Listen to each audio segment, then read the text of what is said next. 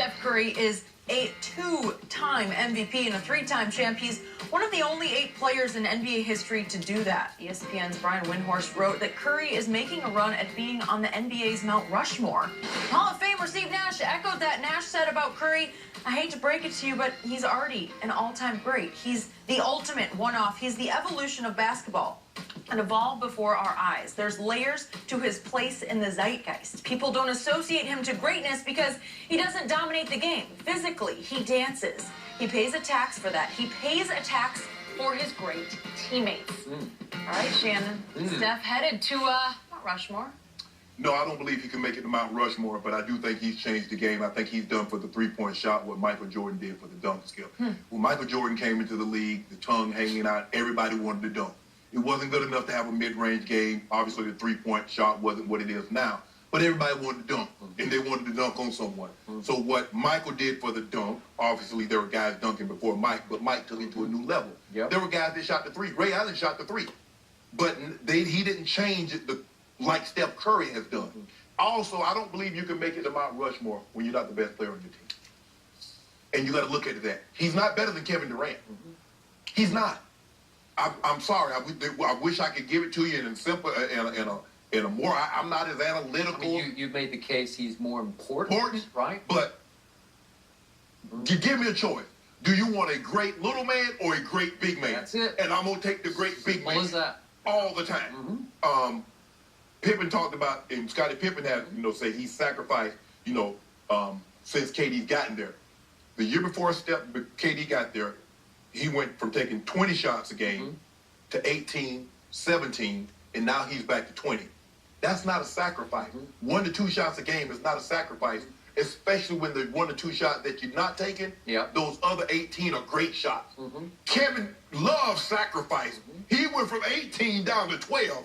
That's a sacrifice. He went from getting the ball and shooting anytime he wanted to, he wasn't the second option. He was the third option.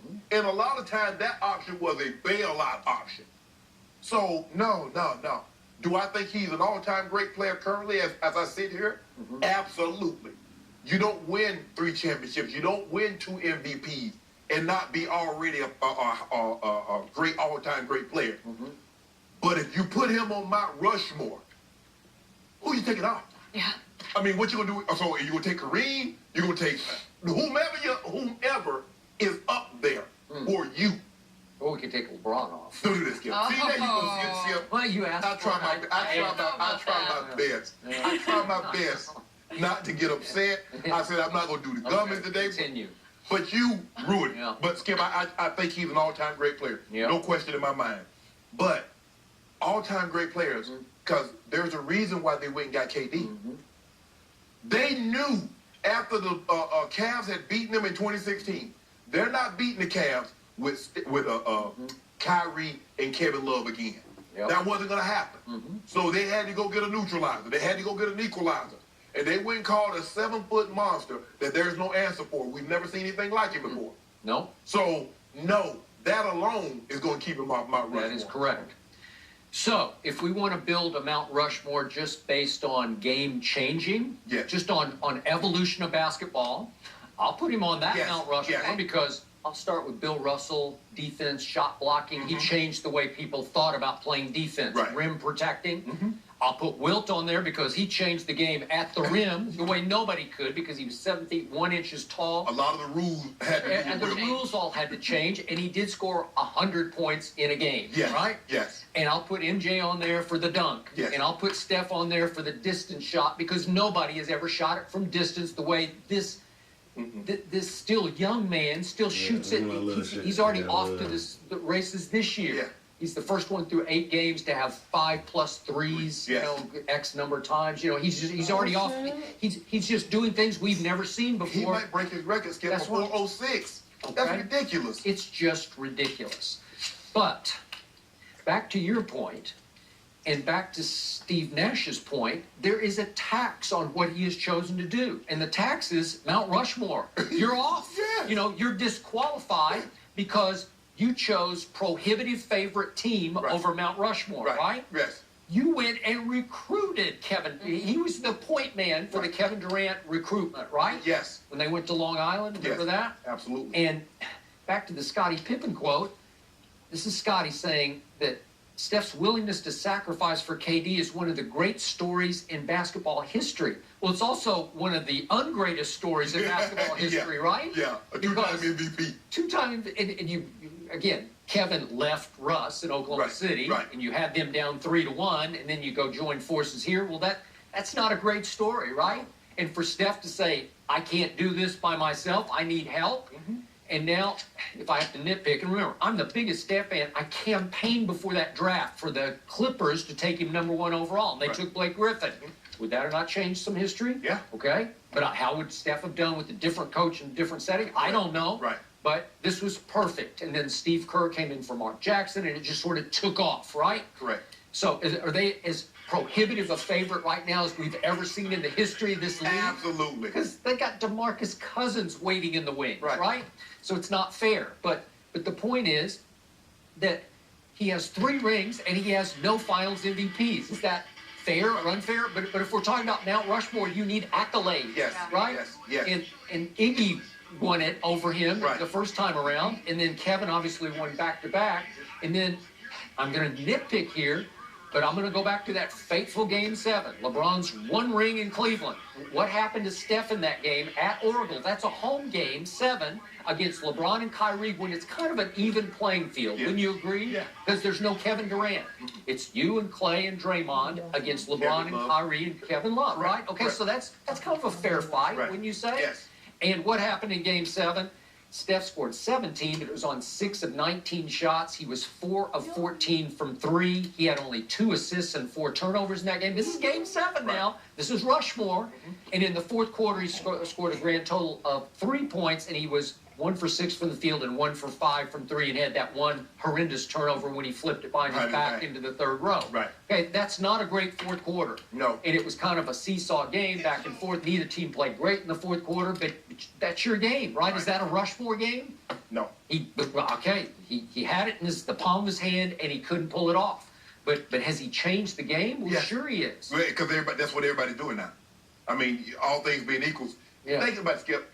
DeAndre Ayton is 7 foot tall, and he's shooting 3. Mo Bamba has an 8.5 foot wingspan. He's shooting 3. Can you imagine Patrick? Jokic. Jokic just stands out there and shoots like moon balls. I'm saying, what are you doing? Maybe Elijah won. Maybe Patrick Ewing, if they got the ball with 3 seconds, they would throw up. But they're not going behind the three-point line to try to launch a 3, and that's what we've seen. So Steph Curry, the evolution of the three-point ball can be traced to Steph Curry, because there have been other great three-point shooters. Reggie Miller, Ray Allen.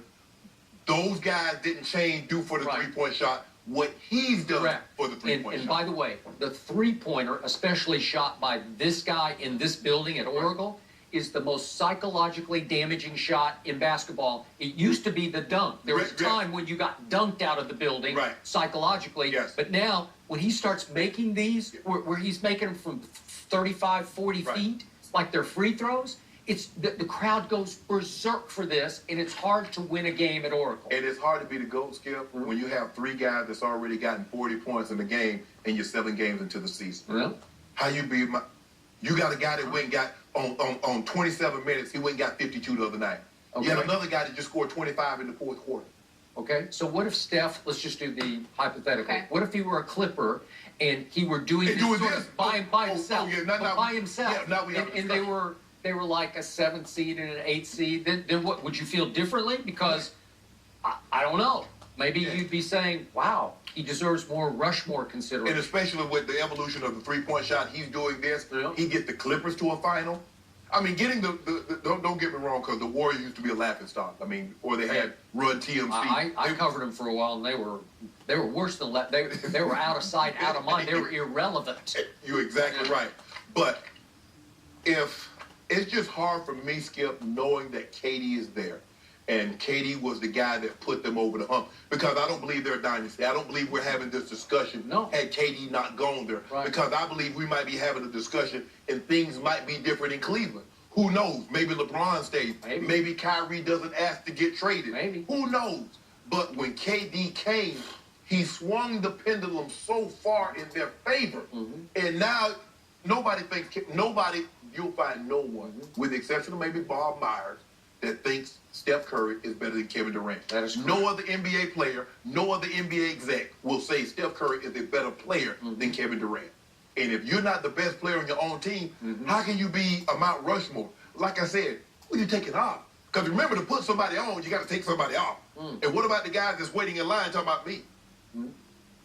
Larry Bird got something. I mean, if Kareem's not up there, Kareem's like, whoa, I got 38,000 points, 6 MVPs, 10 finals appearances.